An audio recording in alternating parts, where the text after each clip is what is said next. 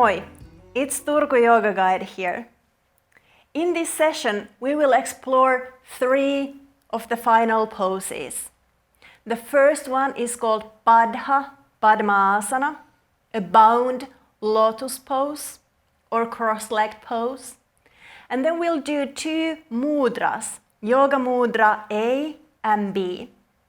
And the word mudra means a seal. So it's like sealing the practice or sealing the letter, sealing something that we have explored and done together. But let's start with the Baddha Padmasana. So you can once again choose to sit with your legs crossed. If that still feels uncomfortable for you, you can also keep your legs straight. But for now, I will cross my legs. If you want to, you can use a blanket underneath your sitting bones to elevate your hips a little bit higher than your knees. You can also try to do the half lotus pose by lifting one of your feet to the opposite hip socket.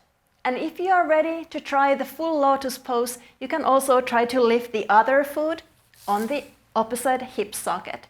But don't stress into the lotus pose. If you feel any pain in your knees, then this is too much and you need to back off. Do the half lotus or cross-legged pose or even sit with your legs straight. Once you have crossed your legs, it's time to cross and bind your hands and arms behind your back. If you have your legs in full lotus pose, take a moment to observe which leg is your upper leg. And then cross that arm behind your back and try to reach your fingers to your big toes. And then repeat and do the same thing with the arm that is on the lower leg side. Try to wrap around your big toes. In order to get into this pose, it might take you years, maybe even 20 years to access it. So don't feel any stress about getting here. You can just hold on to your elbows as well. But if you are really close to binding your fingers around your big toes, you can once again use the strap.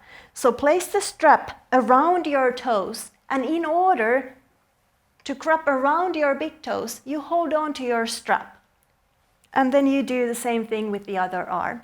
So this might be an easier version for you and more comfortable version for you to use at this point.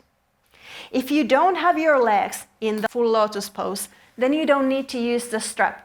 Just bind your arms behind your back and hold on to your elbows. Remember the standing pose, Parsvottanasana, where you caught your elbows, your lower arms, or your wrist. This is exactly the same thing, but now we are doing it sitting.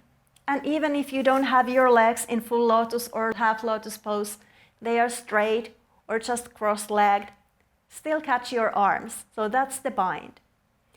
Now, activate your bandhas, the pelvic floor muscles, lengthen your spine, connect with your ujjayi breath, and remember to gaze to a one point, either towards the tip of your nose or to a one point on the floor, and stay here for 5 breaths.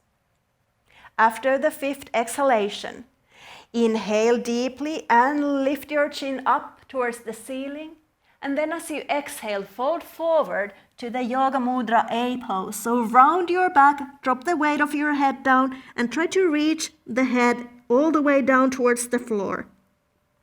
And stay here for 8 breaths.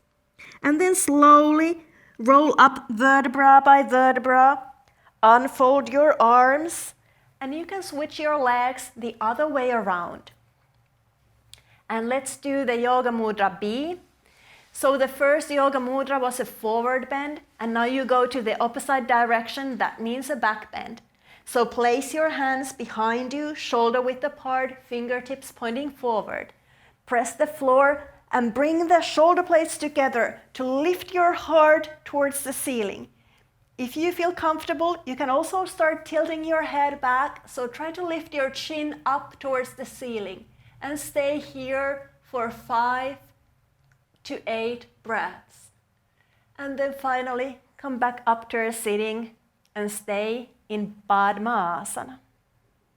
So in this session, the first asana, Baddha Padmasana, just reminds you of the basic 3 things that you are supposed to do while doing each and every asana.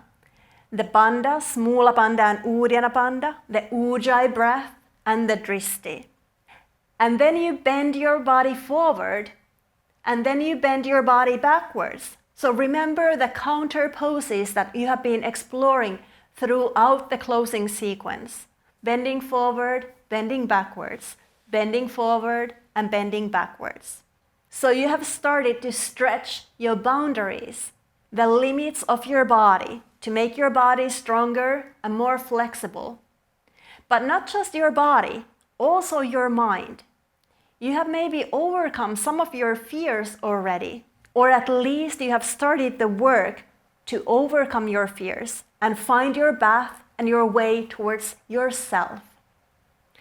So we still have one more session to go, and in that final session, I will teach you the final poses. Kiitos, moi moi!